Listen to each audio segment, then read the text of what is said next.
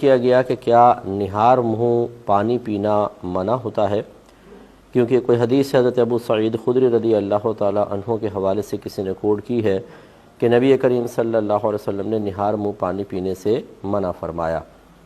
اور کسی بزرگ کا قول بھی ہے کہ صبح نہار منہ پینا نہار منہ پانی پینا نقصان کا باعث بنتا ہے۔ دیکھیں، جدید جو میڈیکل سائنس ہے وہ نہار منہ پانی پینے کے بہت سارے فوائد ذکر کرتی ہے، اور آج کل اس طرح نہیں ہوتا کہ سنی سنائی بات پر عمل پیرا ہوں، بلکہ ڈاکٹرز جو ہیں وہ ایک طویل عرصے تک تحقیق کرتے ہیں اور کئی 100 افراد پر ایک چیز کو آزمایا جاتا ہے، پھر ان کے رزلٹ جمع کیے جاتے ہیں، پھر کوئی نتیجہ مرتب کیا جاتا ہے، اور یہ تو نہیں کہا جا سکتا کہ اس میں غلطی کے احتمالات ختم ہو جاتے ہیں۔ تو بتقاضائے بشریت بعض اوقات تحقیق کے نتائج غلط بھی نکل آتے ہیں اور وہ بعد میں چینج بھی کیے جاتے ہیں، کیونکہ جن 100 افراد کا آپ نے انتخاب کیا، ہو سکتا ہے نہار منہ پانی کے اثرات ان کے اوپر الگ ہوں، لیکن جب آپ مزید 100 کو لے لیں تو ان میں کچھ رزلٹ میں فرق آئے۔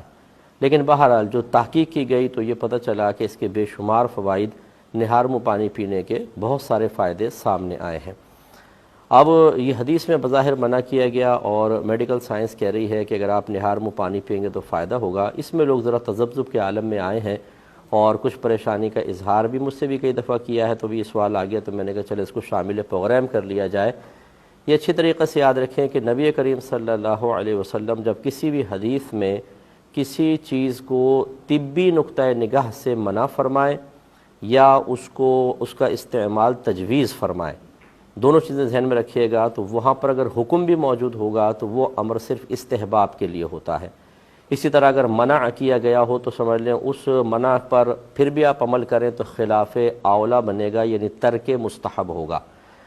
تو اس لیے خلاصہ کلام یہ ہے کہ جب نبی کریم صلی اللہ علیہ وسلم کسی چیز کا باقاعدہ حکم ارشاد فرمائے تو اس حکم کی مختلف شرعی حیثیتیں ہوتی ہیں، کبھی تو اس حکم کے اوپر عمل کرنا واجب ہوتا ہے، کبھی سنت موقدہ کے درجے میں ہوتا ہے، اور کبھی ایسا ہوتا ہے کہ فقط آپ عمل کریں تو مستحب ہے، نہیں کریں تو کوئی گناہ نہیں ہے۔ جیسے سرکار نے ارشاد فرمایا اگر سالن میں مکھی گر جائے تو اس کو ڈبو دو، پھر اس کو نکال کر پھینک دو، کیونکہ وہ اپنے اس کے ایک پر میں بیماری ہے، دوسری پر میں شفا ہے، وہ جب گرتی ہے تو بیماری والا بازو پہلے گراتی ہے، لہذا اس کو پورا ڈبو دو تاکہ شفا والا بازو اندر جا کر بیماری کو ختم کر دے، اور پھر نکال کر پھینک دو۔ اب اس میں تمام امر کے صیغے ہیں، لیکن سب جانتے ہیں کہ یہ مستحب ہے۔ اگر مکھی گر جائے کو ویسے ہی نکال کے اس کو پھینک دے تو یہ نہیں ہے کہ وہ گناہگار ہوگا، اور پھر اگر وہ کھانا نہ کھائے، اس کا دل نہیں چاہ رہا، اس کو کراہت محسوس ہو رہی ہے، مکھی نکال کر پھینک کر وہ کسی اور کو کھانا دے دیتا ہے، تو اس میں بھی شرعاً کوئی گرفت نہیں ہے۔ ایسے ہی بقرہ عید کے اول 10 دنوں کے بارے میں سرکار نے ارشاد فرمایا جو قربانی کا ارادہ رکھتا ہو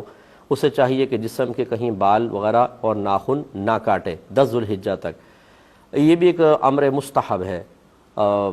بلکہ اس میں تو امر کا باقاعدہ صیغہ، اس کو چاہیے کہ ایسا نہ کرے، لیکن علماء نے تحقیق کر کے بیان فرمایا مستحب ہے۔ تو اسی طریقے سے یہ پانی پینے کا مسئلہ ہے کہ نبی کریم صلی اللہ علیہ وسلم نے اگر اس کو منع فرمایا تو طبی نقطہ نگاہ سے ہے۔ یہ پھر یاد رکھیے کہ امت کے ہر شخص کے لیے نہیں ہوتا،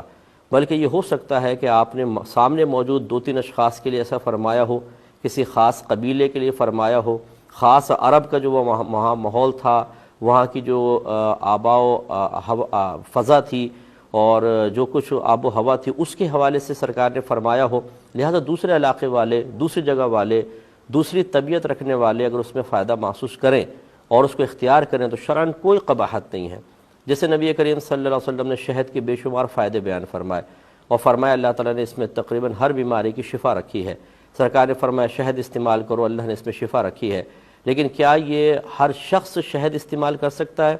آپ اچھی طرح سمجھتے ہیں میڈیکل سائنس منع کرے گی، بہت سارے شوگر کے مریضوں کو ڈاکٹرز منع کرتے ہیں، ایسے ہی جن کی طبیعت پہلے ہی گرم ہوتی ہے تو شہد ان گرم علاقوں میں استعمال کرنا نقصان کا باعث بن سکتا ہے۔ پھر مقدار کے اعتبار سے فرق پڑ سکتا ہے کہ زیادہ مقدار میں کریں تو نقصان کا باعث، کم مقدار میں کریں تو کوئی نقصان نہیں۔ خلاصہ کلام یہ ہے کہ اگر کوئی ڈاکٹرز کی جدید تحقیق کو بنیاد بنا کر نہار منہ پانی پیتا ہے تو یہ خدا نخواستہ حدیث کی مخالفت لازم نہیں آئے گی، نہ اس شخص کا گناہ گار ہونا لازم آئے گا۔ اگر کوئی اور یہ ایک اصول اور یاد رکھیں، اگر نبی کریم صلی اللہ علیہ وسلم ارشاد فرمائے کہ یہ نہ کرو، یوں فرمائے کہ اس میں نقصان ہے، فقط اتنا کہیں پر آ جائے اس میں نقصان ہے، تو کسی چیز کا فائدہ یا نقصان بیان کرنا وجوب کو ہرگز ثابت نہیں کرے گا۔ مثلا شہد کا فائدہ بیان کیا تو اس میں یہ حکم پوشیدہ نہیں ہے کہ شہد ضرور استعمال کرو۔ اگر کہیں پر آ جائے کہ نہار منہ پانی نقصان کا باعث ہے تو اس کا مطلب یہ نہیں ہے کہ فرمایا جا رہا ہے پانی استعمال ہی نہ کرو، بلکہ وہ ایک مشورہ ہوتا ہے۔ ہو سکتا ہے کہ یہ ایک شخص کے لیے نقصان کا باعث ہو لیکن دوسرے کے لیے فائدہ مند ہو، تو اس لیے آپ استعمال کرنا چاہیں تو کوئی حرج نہیں ہے۔